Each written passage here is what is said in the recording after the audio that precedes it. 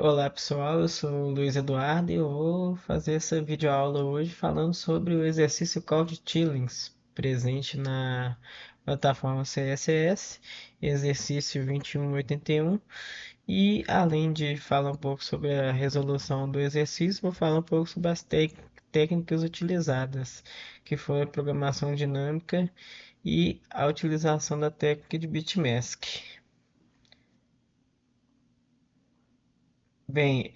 Essa videoaula está dividida em seis partes, né?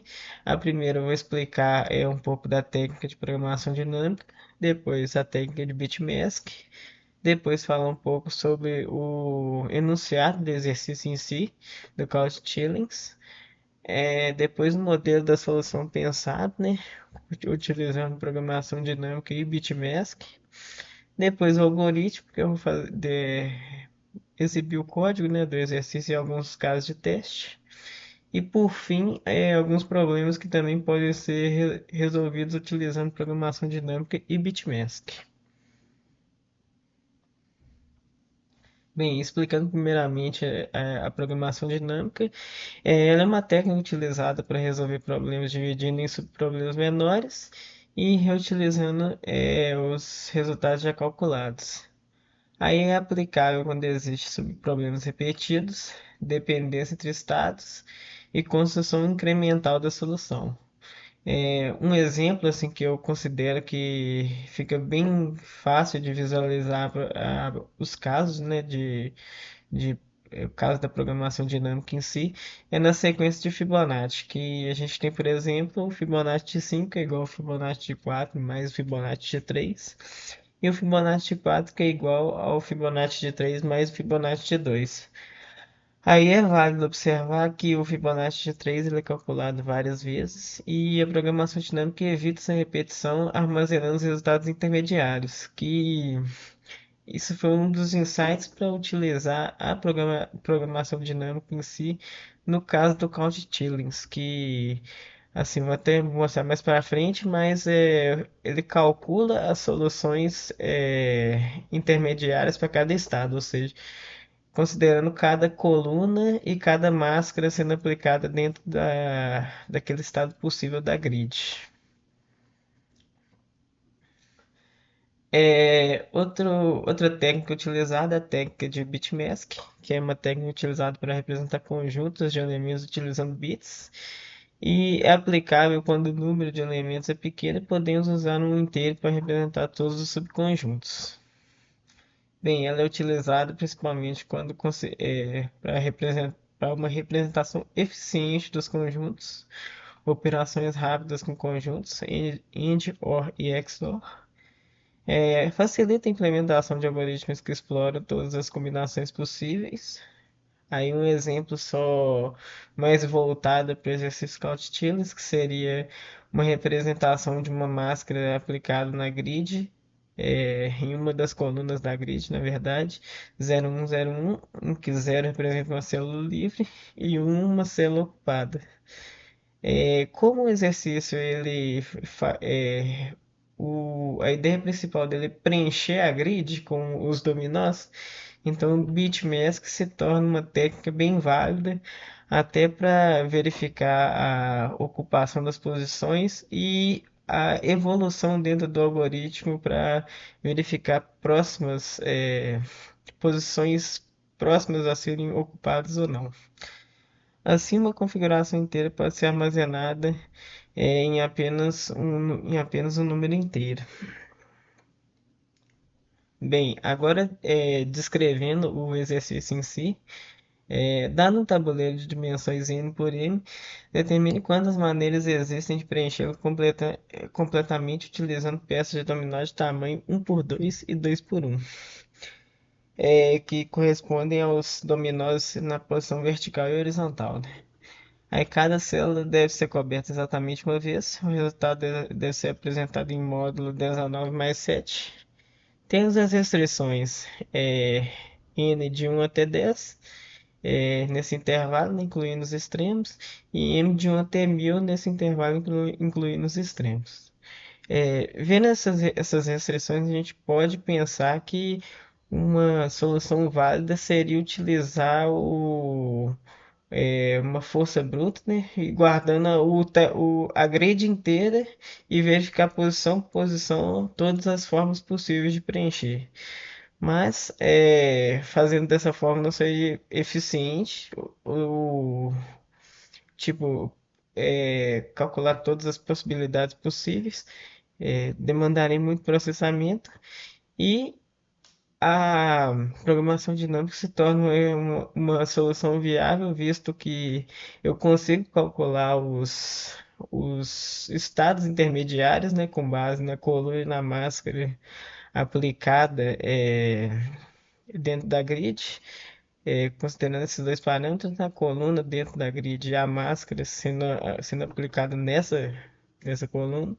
Sendo assim, conforme eu for evoluindo no preenchimento dessa grid, eu consigo ou calcular, computar as possibilidades para um novo estado. Então, se ele já for computado, eu só consulto ele basicamente.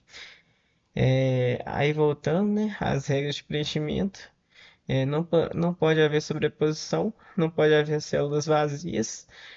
O tabuleiro deve ser preenchido completamente. E o objetivo é contar todas as configurações válidas. Bem, seguindo com o modelo da solução, a gente tem quatro etapas, né? Que a primeira delas é a definição do estado, que é DP de call e mask, que é essa equação dinâmica efetivamente, que vai guardar os estados intermediários conforme o preenchimento das colunas da grid. A gente tem call, que é a coluna atual sendo processada, e mask, que é a ocupação parcial dessa coluna. Segundo, a gente tem a representação com bitmask, que um exemplo, né, que temos aqui é DP de 1001, que representa o estado intermediário, né, de preenchimento da coluna 1, em que temos a linha 3 e a linha 2 com células livres e a linha 1 e a linha 0 com células ocupadas. Depois temos as transições, né, possíveis ao longo da grid, né, para preencher as colunas. Aí para cada posição da coluna, se ela estiver ocupada, avança para a próxima linha. Se estiver livre, tenta colocar um dominó horizontal. Aí se não puder colocar um horizontal, coloca o dominó vertical e assim por diante, até conseguir preencher todas as colunas da grid. Que aí a gente chega na quarta etapa, que é o estado final resposta, em que temos DP de M0, que a máscara zero indica que a última coluna foi completada sem deixar ocupações pendentes, ou seja, é uma solução válida que consegue preencher toda a grid.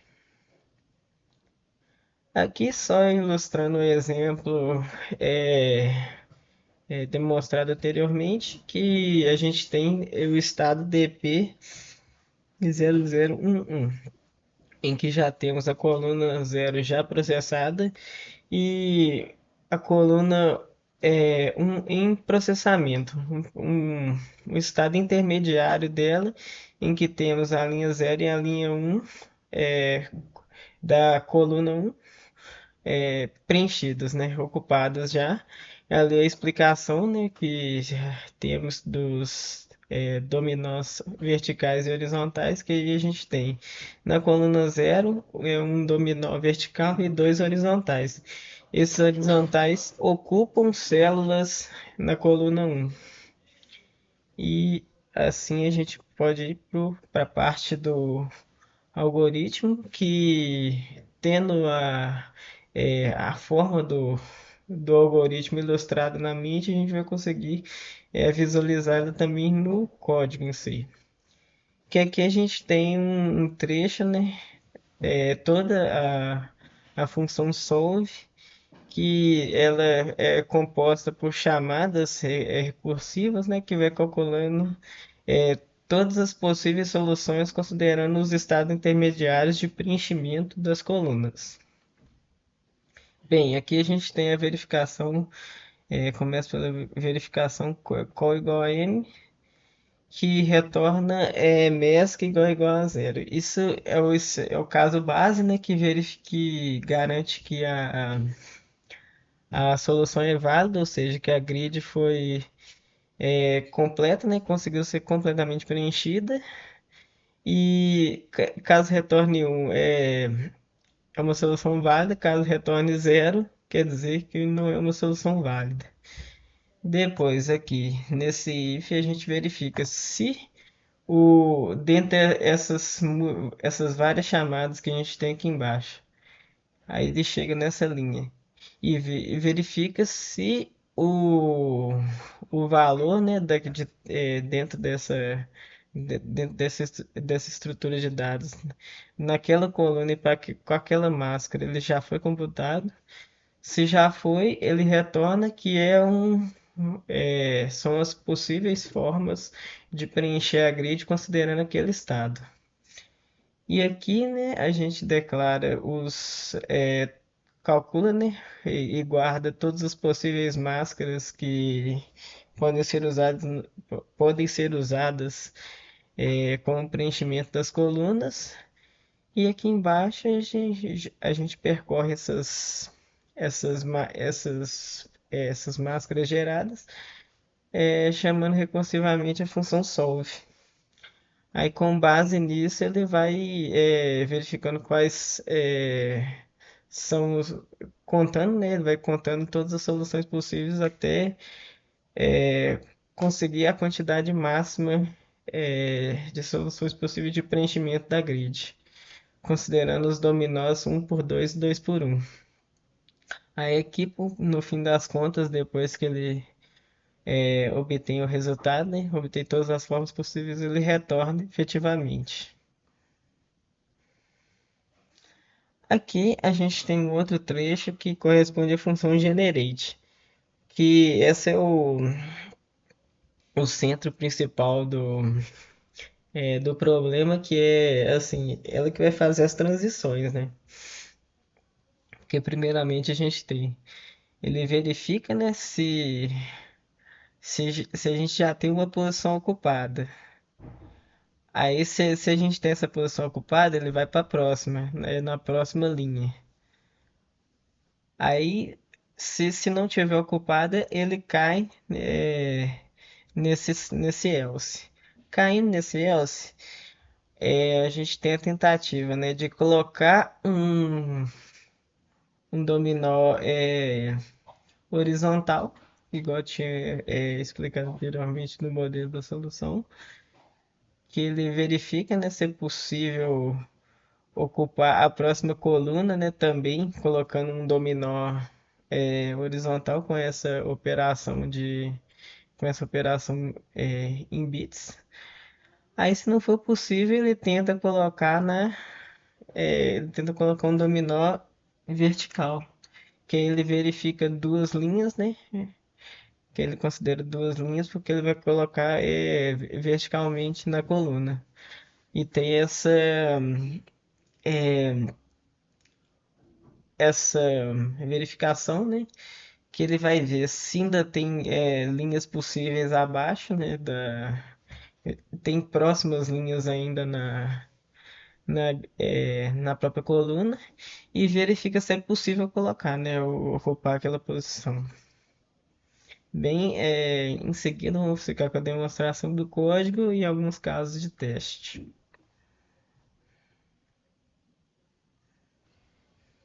Bem, agora continuando com a demonstração do código em si, a gente tem a função principal main, que a gente lê os dados de entrada, nm, da linha e coluna referente ao tamanho da grid que a gente vai ser processada, né, ser preenchida. E primeiramente a gente inicializa a estrutura de dados DP com -1, que nessa estrutura a gente vai guardar todos os estados intermediários, considerando a coluna e a máscara.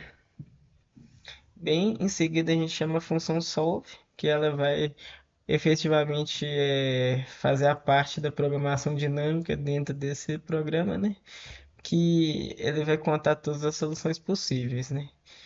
E como eu expliquei anteriormente, a gente tem o caso base aqui, que ele verifica, né, se a solução vai ser válida ou não, ou seja, se vai conseguir preencher toda a grid efetivamente. Em seguida, a gente tem essa verificação, né, que até também expliquei que ele vai retornar a quantidade é, calculada de possíveis formas de preenchimento da grid, caso ela já esteja computada, né, dentro da nossa estrutura. E em seguida, né, aí se não tiver computado, a gente vai ter que gerar todas as máscaras possíveis da próxima coluna, considerando o estado atual, e a gente chama a função generate. Aí chamando a função generate, a gente percorre, né, todas essas máscaras geradas. Aí nessas máscaras geradas, a gente verifica, né, caso as possíveis formas retorna, né, o total de todas as formas de preenchimento das colunas da grid, considerando o estado atual, que seria representado pela coluna e a máscara. Aqui, por fim, depois de ter calculado 100% depois de ter retornado uma solução válida, ele efetivamente retorna, né, o total aqui. Ou então, em chamadas intermediárias, ele, além de retornar, ele computa também na nossa estrutura de dados. Aí vamos para a função generate, que é o coração assim do programa, que ele vai essa método que vai efetivamente dizer os caminhos de preenchimento da nossa grid, né? Por colunas em si, utilizando a estratégia do bitmask. E beleza, né? A gente tem aqui principalmente, né? Vim para cá primeiro porque esse daqui é o caso base em que temos uma linha preenchida, né? No caso. Aí temos que ir para a próxima. Aí aqui a gente tem, né? Ele verifica se uma posição na coluna ela está preenchida. Aí se tiver preenchida, ela vai para a próxima. Aí caso ela não esteja preenchida, a gente, igual eu expliquei anteriormente, a gente vem para esse caso, né? Ou de colocar um dominó horizontal, ou então de tentar colocar um dominó vertical. Aí com base nisso ele gera as máscaras e segue computando nessa função solve todas as possíveis formas de preenchimento até efetivamente ele chegar nesse caso base que a gente vai ter um exemplo todas as posições da grid preenchida e, enfim, vamos ter computadas, né, todas as possíveis formas de preenchimento dessa grid. Agora também eu vou aproveitar para fazer uma demonstração, né, de dois casos de teste. Um que ele retorna uma solução inválida, ou seja, ele não consegue preencher a grid, então ele vai retornar zero. E outro que é o caso de teste do problema em si. Aí o primeiro caso é um caso inválido, né, que vai ser de uma grid 3x3. Ele vai retornar zero, ou seja, é impossível sem preencher uma grid 3x3 utilizando dominós 1x2 ou 2x1. Aí agora o caso de teste do exercício em si, que é uma grid 4x7. E aqui temos exatamente o valor lá, é, dado como gabarito, né, que é 781 formas possíveis de preencher a grid utilizando dominós 1x2 e 2x1.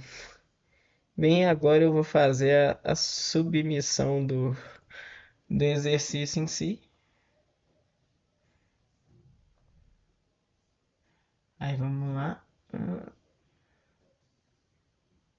De programação competitiva.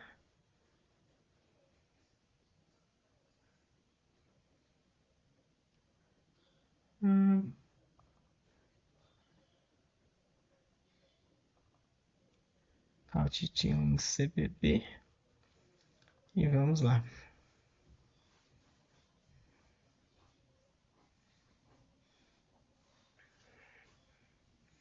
Aqui tudo certo. E bem, agora eu vou recomendar alguns problemas para praticar utilizando os conceitos de programação dinâmica e uso de bitmask. A gente tem os problemas Grid Paths, Hamiltonian Flights e Elevator Rides, todos da plataforma CSS. Então aproveitem para praticar bastante esses conceitos. E, enfim, obrigado pela atenção nessa videoaula. E só recapitulando, a gente usou as técnicas de programação dinâmica e o uso de bitmask para solucionar o exercício Count-Tillings. E só compartilhando alguns insights que eu tive para utilizar essas técnicas foram, no caso da programação dinâmica, é, que principalmente estava pedindo para contar todas as formas de atingir determinado objetivo, que no caso era preencher a grid com dominós um por 2 e 2 por um. Aí sendo assim, induz a ideia de utilizar a técnica de programação dinâmica e também a possibilidade de guardar resultados intermediários, porque ao contrário do que eu tinha pensado de primeira, assim, que seria utilizar toda a grid e verificando célula por célula, isso seria muito custoso computacionalmente. Aí pensando que utilizando a programação dinâmica eu conseguiria computar apenas uma vez a quantidade de soluções para um estado considerando a coluna e a máscara, é, assim eu conseguiria posteriormente, né, caso esse mesmo estado aparecesse uma subsolução, apenas consultar ele, né, e retornar ele em odd 1. Aí tornando bem menos custoso computacionalmente. E o caso do uso da BitMask também foi uma forma mais eficiente de fazer as operações binárias para o preenchimento dentro da grid, né? Verificar as possibilidades em avanço nas possíveis soluções, nas possíveis subsoluções e também computar, né, o preenchimento de todas as colunas da grid. E só agradecendo mais uma vez, sigam o GCC nas redes sociais, no YouTube e no Instagram, consulte o site também. Os coordenadores são o André Rodrigues da Cruz e o André Rinsa Alves. Muito obrigado.